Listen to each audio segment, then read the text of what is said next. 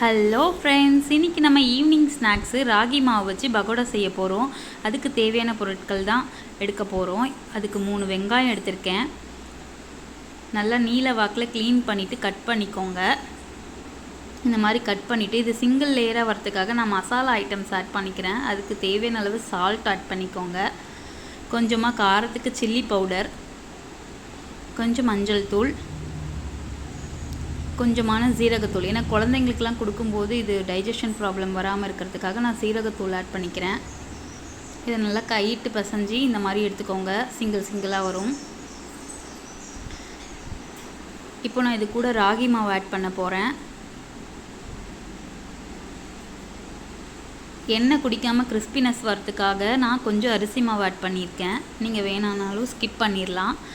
இதை நல்லா தண்ணி விட்டு இந்த மாதிரி பிசைஞ்சு வச்சுக்கோங்க. ஒரு 5 மினிட்ஸ் நல்லா ஊறட்டும். அதுக்குள்ளேயே நம்ம கடாயில் எண்ணெய் வச்சு மீடியம் ஃப்ளேமில் வச்சுருக்கலாம். இங்கே பாருங்கள், மீடியம் ஃப்ளேமில் ரெடி ஆயிடுச்சு. இப்போ நான் வச்சுருந்த அந்த மாவை எடுத்து இதில் போட்டு பொரிச்சு எடுக்க வேண்டியதான்.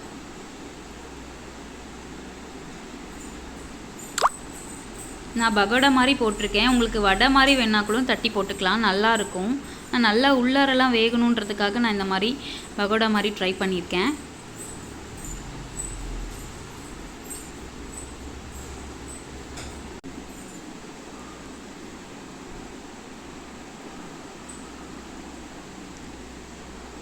இப்போது பகோடா ரெடி ஆயிடுச்சு.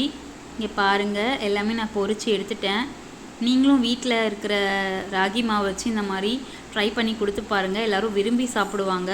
குட்டீஸ்க்கும் ரொம்ப பிடிக்கும். திரும்ப திரும்ப செய்வீங்க. நல்லா கிறிஸ்பியாக சூப்பராக வந்திருக்கு. இதை நான் இப்போது இப்படியே வைக்காமல் நான் ஒரு ஏர்டைட் கண்டெய்னரில் போட்டு ஸ்டோர் பண்ணி வச்சுருக்கேன். நீங்களும் இந்த மாதிரி வீட்டில் செஞ்சு ஸ்டோர் பண்ணி வச்சுக்கோங்க.